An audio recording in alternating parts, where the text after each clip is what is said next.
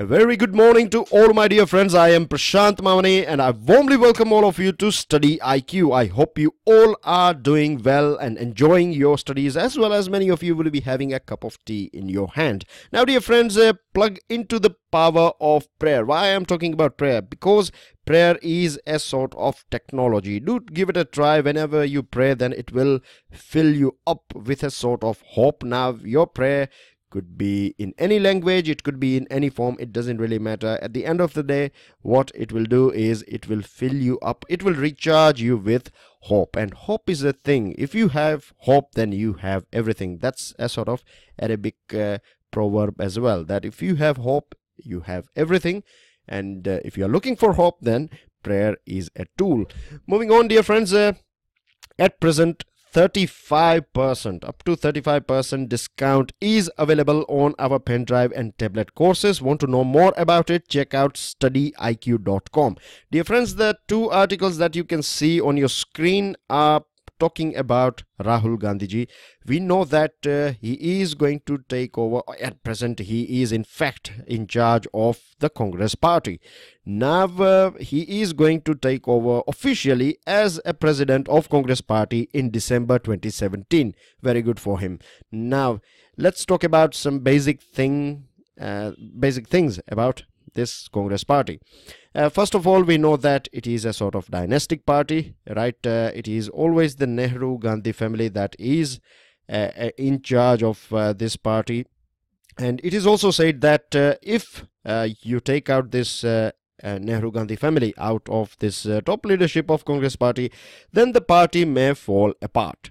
Now coming on to importance of this party in our country. Right, it is one of the largest you can say opposition party at present, and we also know that the government, right, or let's talk about BJP, right, at present BJP is in a very strong position. Step by step it is taking over all different states. It is snatching away states from this Congress. And of course it is good for BJP, all the people who are supporting BJP. Yes, it is good for them, but the thing is that we also need a strong opposition. I'm not saying that it has always to be like we always need Congress as the largest or the biggest or the strongest opposition. No, here we are not talking about Congress. Here we are talking about democracy and how things work in any democracy. You have a government, right? You have a ruling party and you have an opposition, right? Opposition group. Now it is very important. Imagine if this group or this opposition thing was not required, then why would we have place for them in our parliament and in our legislative assemblies? Because opposition are, of course, remember that the people who sit in opposition, they are being sent there by people of our country, right? Your view could be that you want, say for example, party A to be in power, but there are some people in our country who need who have voted for party B, so they will stand. So it is a sort of way how things works, and that's what democracy is all about.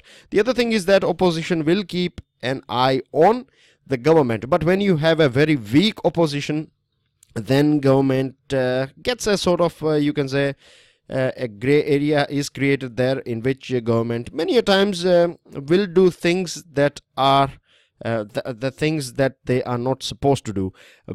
I'm not saying at present that's what is going on, but this can happen in future if we have a very weak opposition. It is not good for democracy. The other thing is that I would like to share here, and speech, right? In these two articles you read about the way Rahul Gandhi's speech has improved, right? See, the thing is, we all know that may it be any political person in our country, right? Everyone nowadays, there are many private players who provide you professional, you can say they will write down a very good speech for you. It is all about how you practice it. Then these people do have their vocal coach as well. They will train you how to speak and what are the words that you should use and things like that, etc. So you can understand there are many different private players, or you can say experts are working on one person, And you can imagine here you have so much at stake, isn't it? So yes, we can see a sort of considerable improvement, but we also have to understand that it is all done by experts, and no doubt it is good for Rahul Gandhi and Congress. And I'm not talking only about Rahul Gandhi, this applies to other people as well. At some point of time they have worked on their speech and things like that. Some of them are of course a natural speaker. And the importance of speech can be understood. Of course, it is not written here, but I'm just adding this thing for you, and then I will close down this topic. The importance of speech can be understood if you go through the book written by autobiography of Hitler, right? In Mein Kampf, he has said that if you go back to the history, that's what Hitler has said, roughly speaking. He has said that if you go back to the history, then you will find that it is always the speech that has created a sort of revolution, and writing material has not been able to do that. This is one of the main reasons why speech is very important in politics and in addressing people. Now that's everything here. Again, as I told you, this is more about Rahul Gandhi and Congress rather than important for your examination. But then as well, I have taken out some bits and pieces that could be important for you. Moving on to another item, this is about a person called Charles Manson, right? He is the one who can, in his younger days, and that's how he used to look. Now the thing is, this person, you can call him a beast. The reason why I'm using this sort of harsh word is because he killed 9 individuals in California in 1969.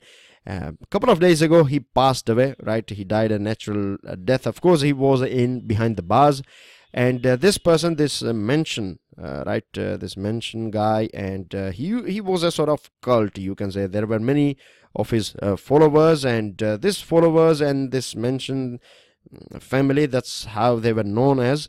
They were regarded as a symbol of dark side of this counterculture movement. What is counterculture? Counterculture is doing things that are normally, you don't find those things in society, right? So going against the society and things like that. And they were associated with this hippie culture and drug abuse and free love and all these things.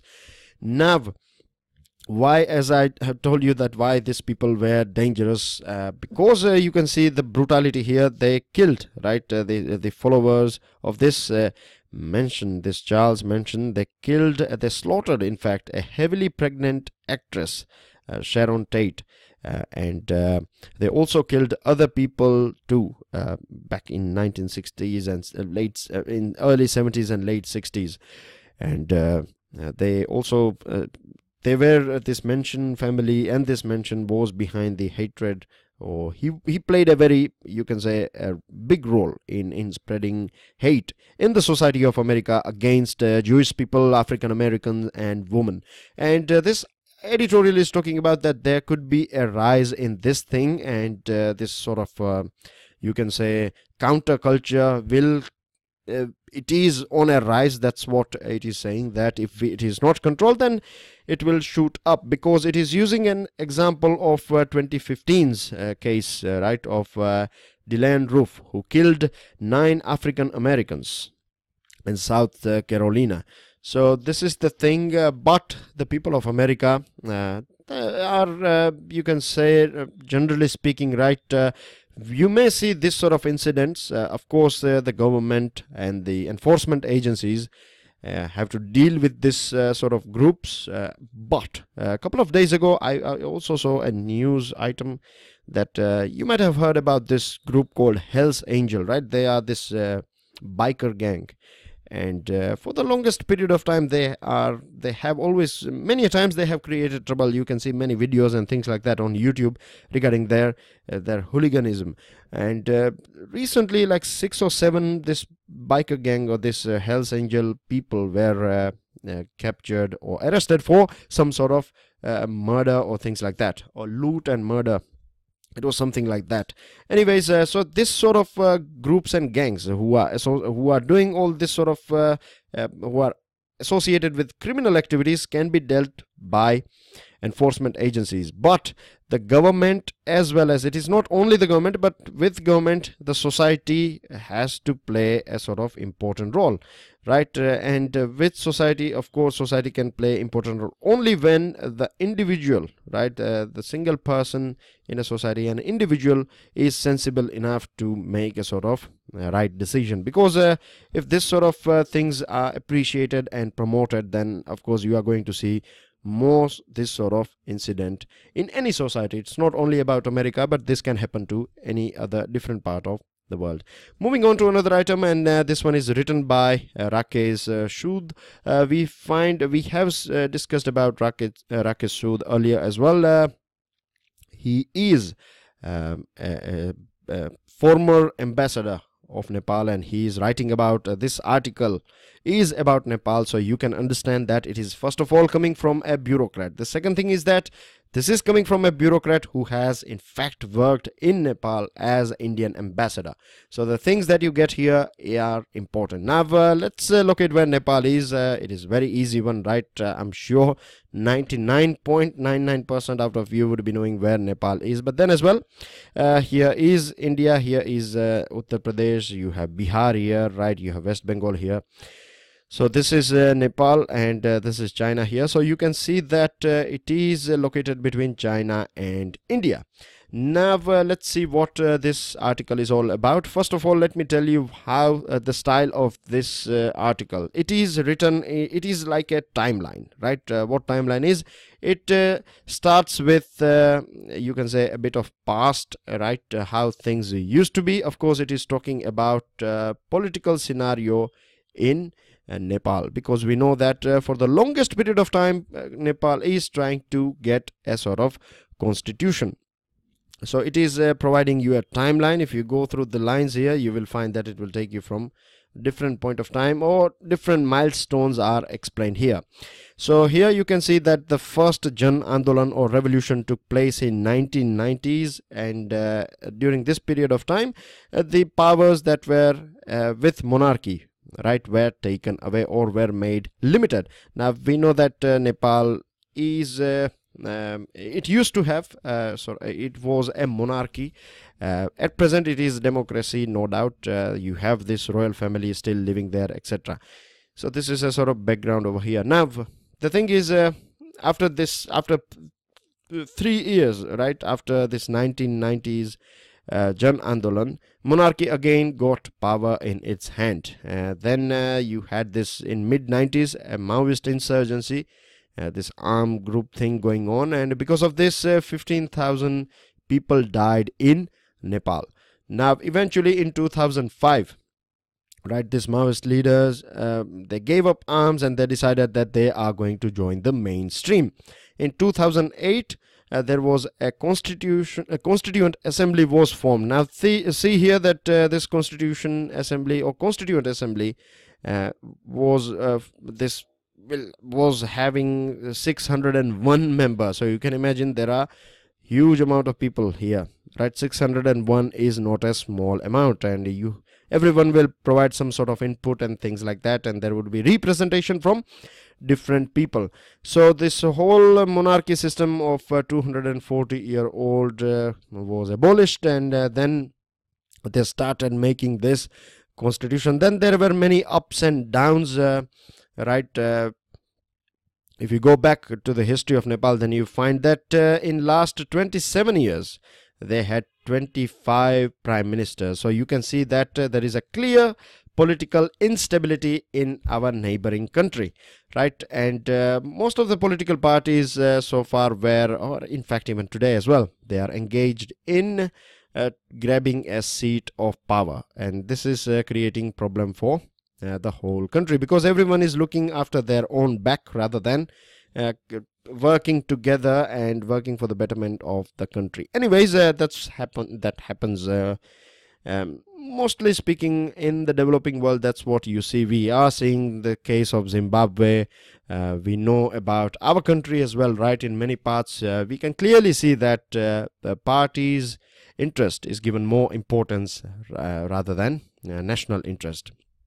Anyways, so finally in 2013 this constituent assembly, the CA, This election for a new CA were again held, and in 2013 they had a new this CA, and then later on when they started making this constitution there in 2015, this Nepal was hit by a very devastating earthquake. Now many people died in this earthquake, and the global help as well was coming to Nepal. But the money that was promised by global community, right, was the global community basically said that you will get the money, no doubt, will provide you all the support and things like that, but only if you have a proper channel of distribution. Because what used to happen, or what is there at present, that you don't have any sort of political stability at all different levels, may it be panchayat level, or you can say grassroots level, may it be at district or state or central level. And this is one of the reason why still this rehabilitation has not taken place. Of course, you can imagine that you give say for example $500 million to Nepal, and then you realize that the money has not reached the needy people. It has gone to the bank accounts of few people. So this is, no one is going to help you in this sort of scenario, and this again indicates that political instability is you can say detrimental for the progress of any country. In fact, whenever you are hit by this sort of disaster, then no one will be there. Even if people want to help you, you won't get any help because of this political instability. Now finally this in 2015 this Mr. Oli came in as a prime minister, and Mr. Oli was not happy about India, because India was asking, right, this Madhesi issue was going on for a very long period of time. And you can see here this is called a Terai region, right? This region here is a Terai region. So you can see Indian border is right here. So people they are living here, they have a close association with India, and they have this roti beti ka relation, right? So because of this thing, India is having a soft corner for this people, Madhesi people, and this was not very well taken by Mr. Oli, because India said that until and unless you sort out this problem, we are not going to provide you with this petroleum, gas and medical supplies and things like that. So Nepal termed this, or Mr. Oli accused India of imposing an economic blockade, and then it started playing the game, right? And this game, of course, you know, you have China here. So Nepal started looking towards China, and China was more than happy to invest or give some money and build some infrastructure and things like that. But now again Mr. Prachanda is he's back now, and let's see how things will turn out, because again we cannot say anything clear about this Nepal situation. When Prime Minister Narendra Modi came into power, at that point of time he visited Nepal, and we know that India has a policy of neighborhood first. At many point of time Nepal has said that for Nepal, India is always a good friend and things like that, but still we can see that China is penetrating in Nepal and creating a sort of trouble for it. Could take away Nepal from us, and this is going to be a big issue if this thing happens. Of course, we have able people working in foreign ministry, and we have the whole policy of our foreign policy is of course about neighborhood first. But still this Chinese threat is there, and we cannot ignore it. So that's basically everything that is about this. It's basically, as I told you, it's about a sort of timeline, and just here you find this thing of China and the future that is associated with India. Moving on, this article is about the situation that is going on in Yemen. If you are following if you are up to date with international news, right, then you see in many different sources, right, in BBC and CNN or Al Jazeera, this story is been widely covered, this story of Yemen. See, the thing is, Yemen is in a sort of war-like situation for a very long period of time. You might remember this thing that, see, first of all, let's locate where Yemen is. See, here is India. You can see Gujarat here, right? So it's not from, this is Arabian Sea, and this is Yemen here. If you remember, a couple of years ago, we did a sort of big operation, right? We rescued many people, Indian people from Yemen, and then we took them to this place, a small island here in the Horn of Africa, that is Djibouti. Here you can see here, this is Djibouti. And at that point of time, right, we not only rescued Indian people, but we also rescued many American people as well. And this was very well appreciated by America, because the situation in Yemen was such that America was not able to provide any sort of help to its citizen, and not only American citizen, but there were other countries' citizens as well, to whom we provided a sort of, you can say, a help to come out of this war-like situation of Yemen. So this was a big operation that was conducted, and this whole thing started all of the sudden, right, the situation in Yemen. And now let's see what this is all about.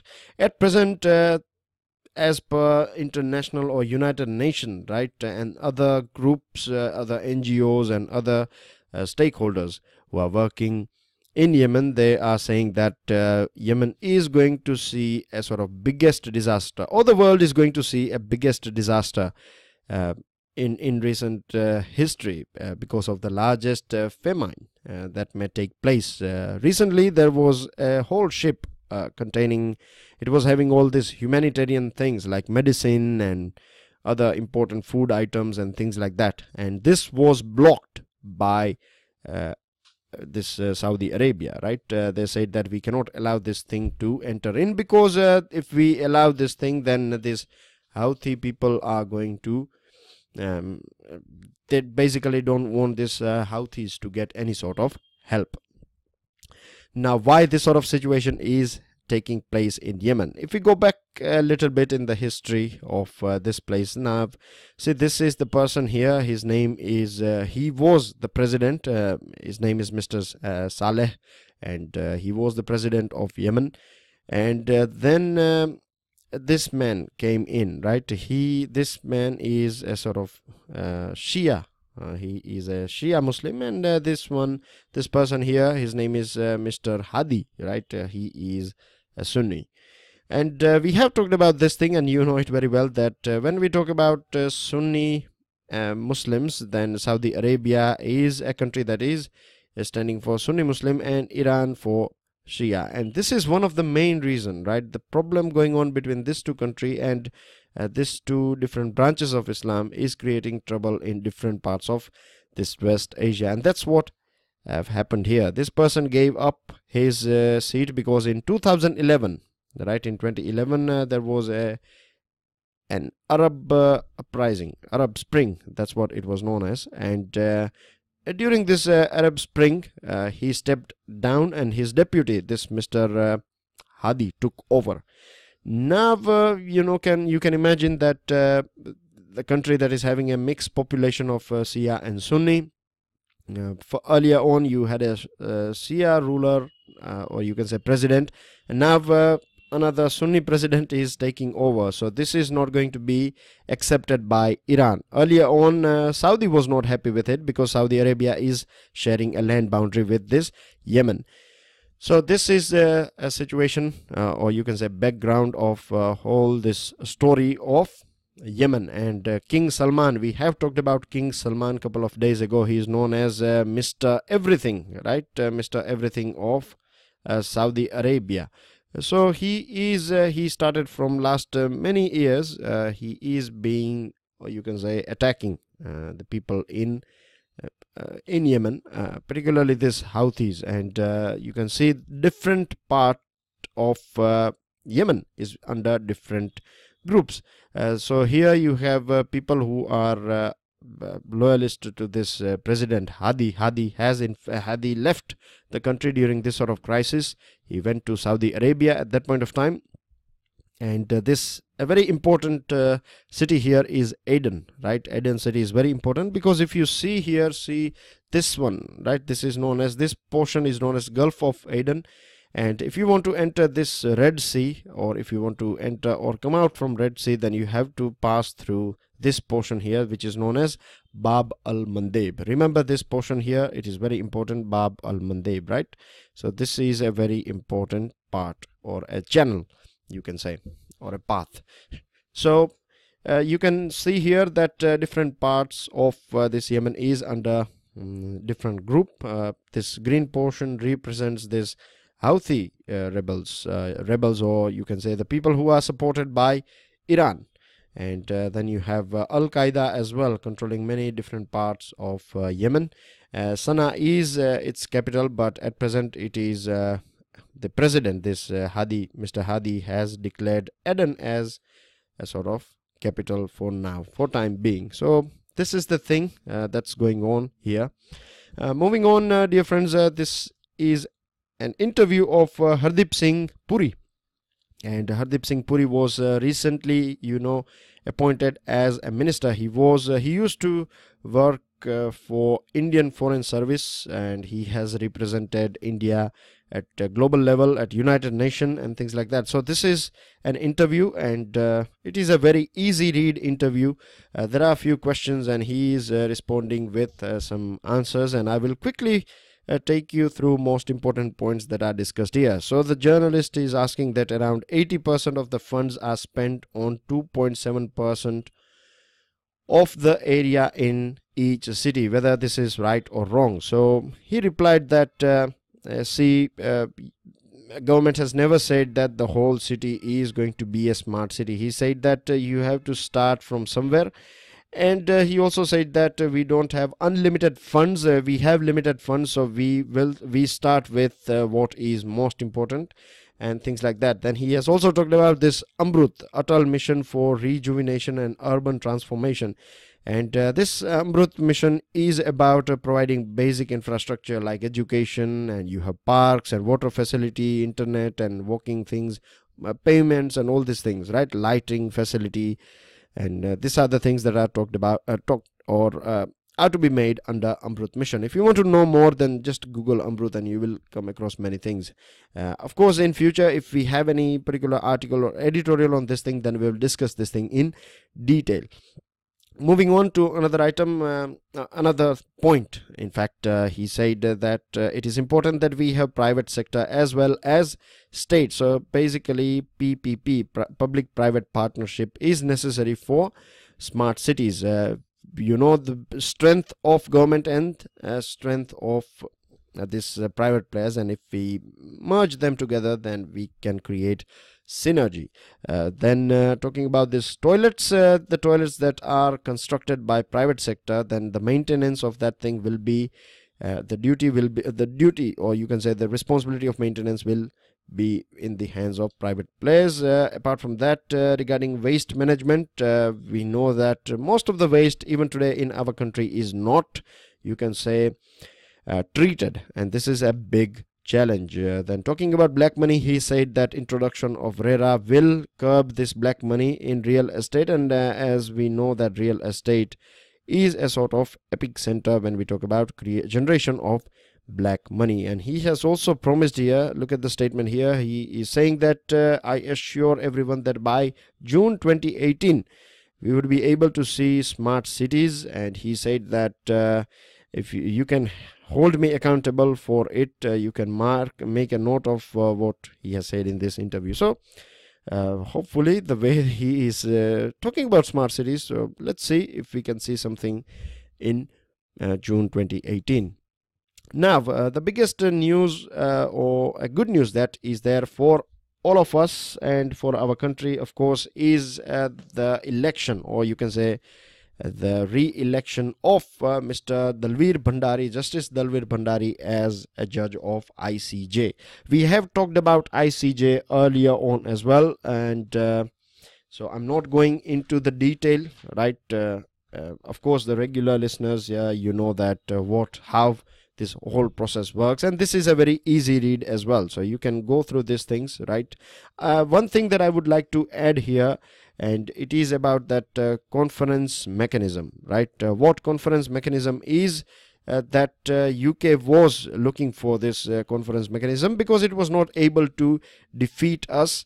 And under this conference mechanism, you take 3 countries, or you can say 3 members from United Nations General Assembly, and you take 3 members from United Nations Security Council, and they will decide who is going to be the judge. So this is clearly, you can say, bypassing the whole democratic process of United Nations.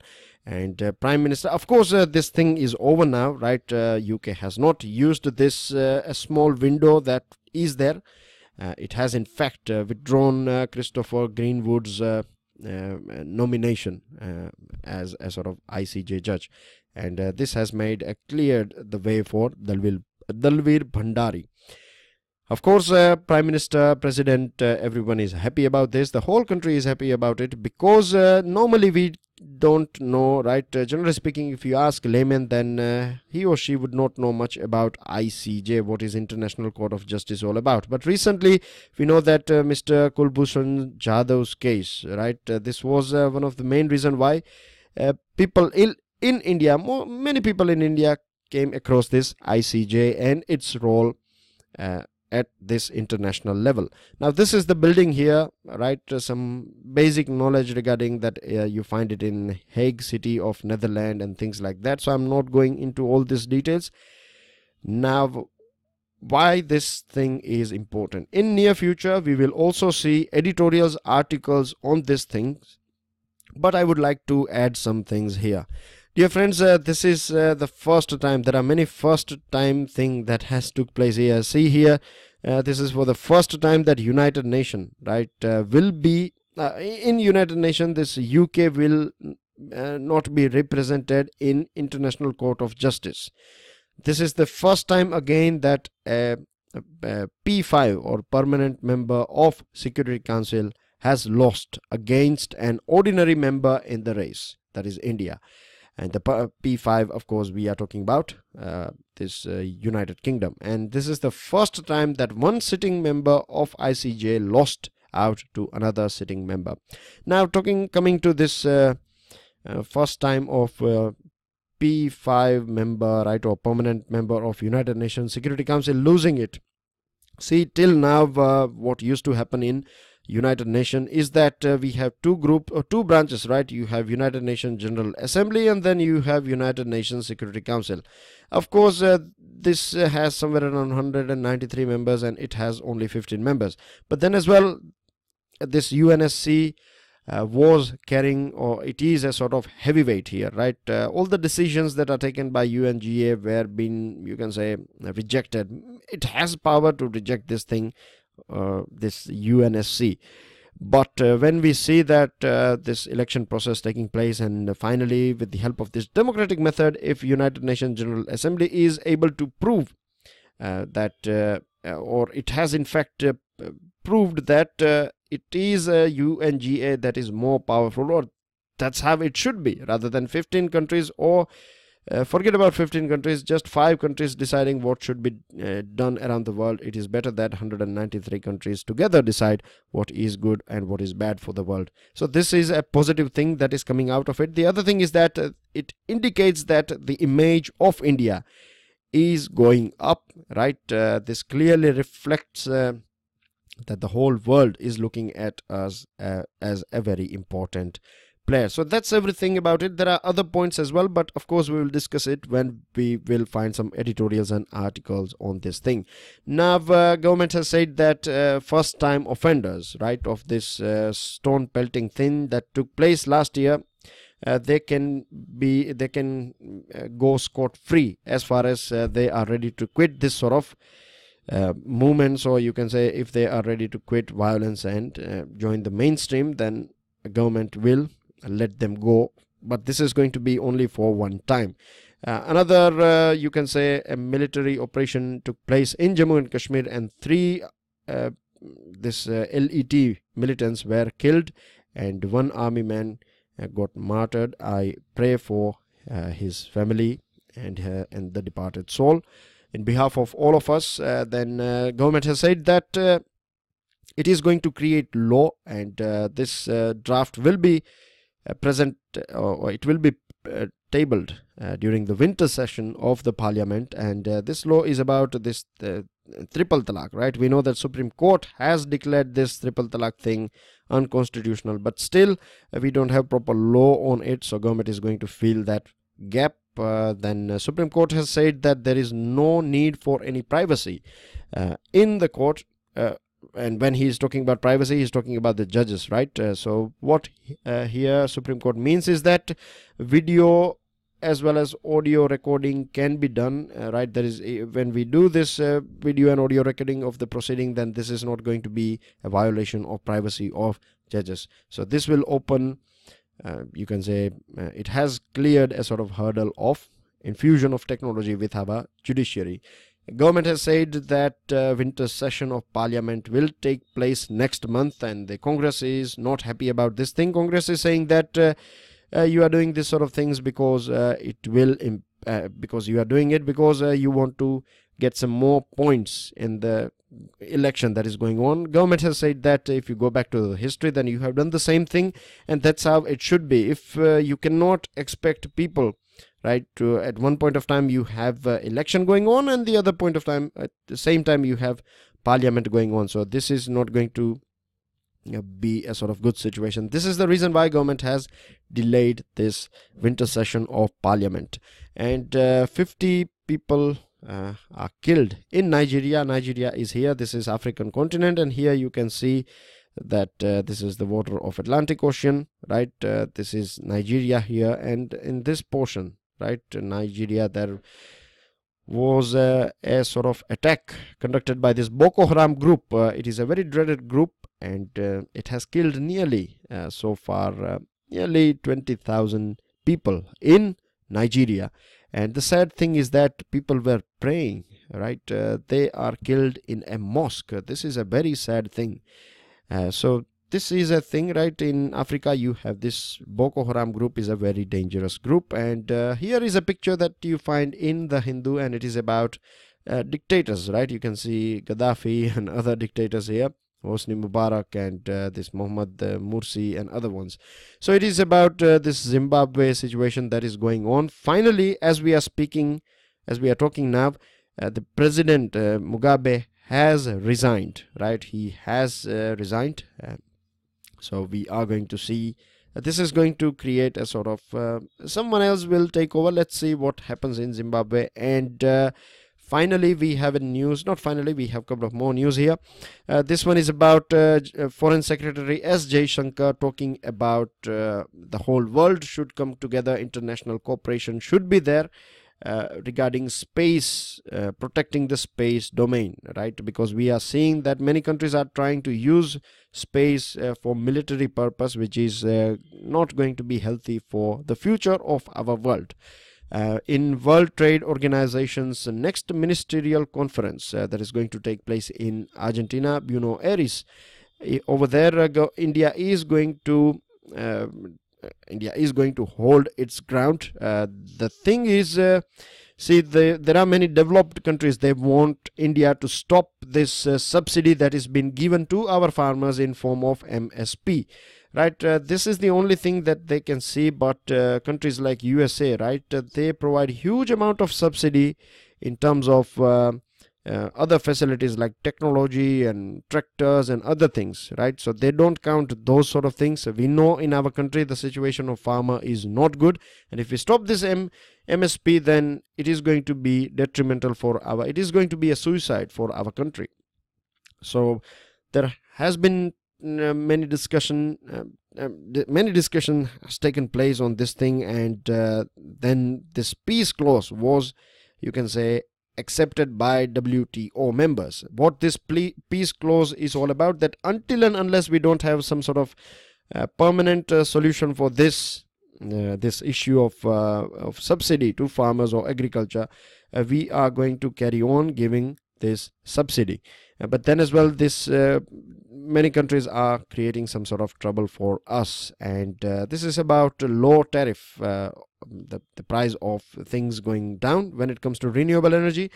But I would like to add here that there are many subsidies that are hidden here. This is one of the main reasons why the prices are down. This is generally speaking not been discussed in media, but the reality is that there are huge amount of subsidy, and this is one of the main reason why this wind and solar energy are a bit cheaper at present. Per unit cost is quite down, but then as well it is not able to pick up. And then I have 3 questions for you here. The first one is, which one of the following duties or taxes is the major component of the customs duties in the Indian economy? You have 4 options: import duties, export duties, both import and export duties, and the last option is none of this. The second question is, which of the following can a court issue for enforcement of fundamental rights? A decree, an ordinance, a writ, and notification. I'll repeat the question and options again. Which of the following can a court issue for enforcement of fundamental rights? A decree, an ordinance, a writ, and notification.